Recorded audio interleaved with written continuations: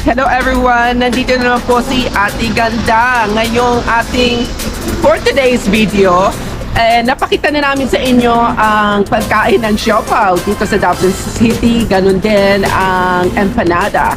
Ngayon naman, pag nasa ibang bansa ka, talagang nag-crave ka ng mga Filipino food pa.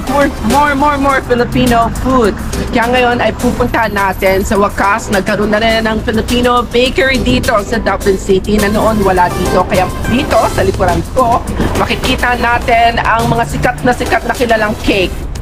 Lalo na kapag birthday party sa Pilipinas at gayon din ang iba't ibang merienda na Filipino merienda tulad ng Spanish bread na kilala naman talaga, hopia at ano pa ba?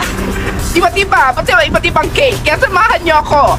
Pasukin natin kung anong tinda sa loob ng Filipino shop. Let's go!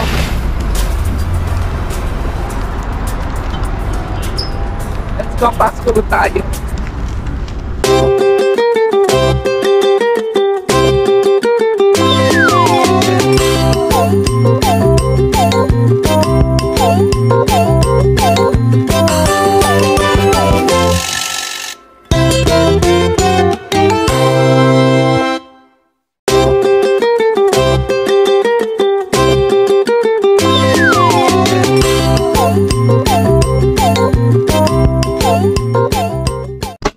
Hello everyone! Ate Ganda ng Little Helper Vlogs, my Facebook page. Ngayon, nandito tayo sa another Filipino shop dito sa Dublin City na tinatawag na Gold Ribbon na located sila dito sa Lower Dorset Street.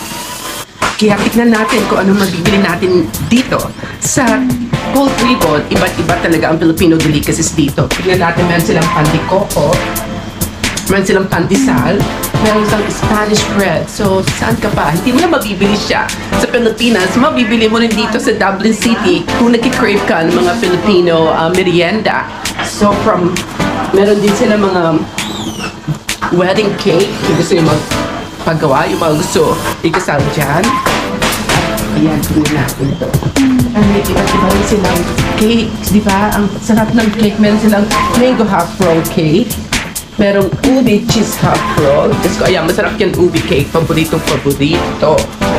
At ang Sansibal roll. Ang famous sa Sansibal roll. Napakasarap naman talaga. At meron din silang mga munggo. So, saan ka pa? Saan ka makarating? Nagdako ng mundo. Talagang hahanap-hanapin mo pa. Talaga, ang panlasang Pinoy.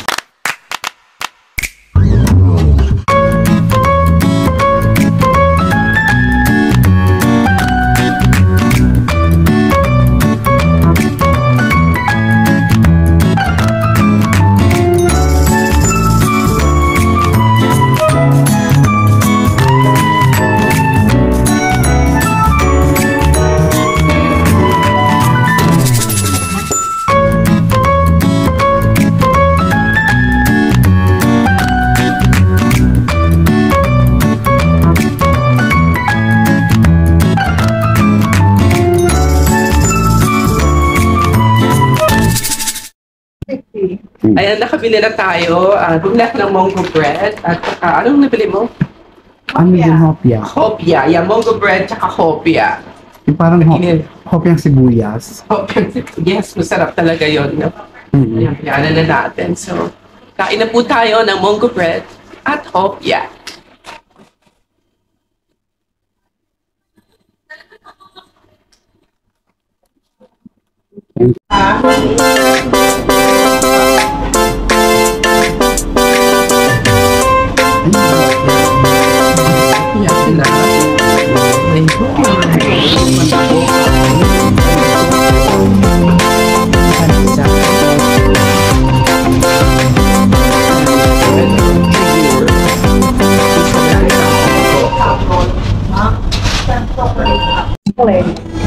Ayan, ang chocolate cake ni Ate. Ano pangalan mo? Rosana. Ayan, si Ate Rosana. Ayan. Ang cake nila. Oh, lagi naman tayong order dito. Thank you. Sa chocolate cake. Ate Rosana. Thank you. Parang ano siya, parang na-froze.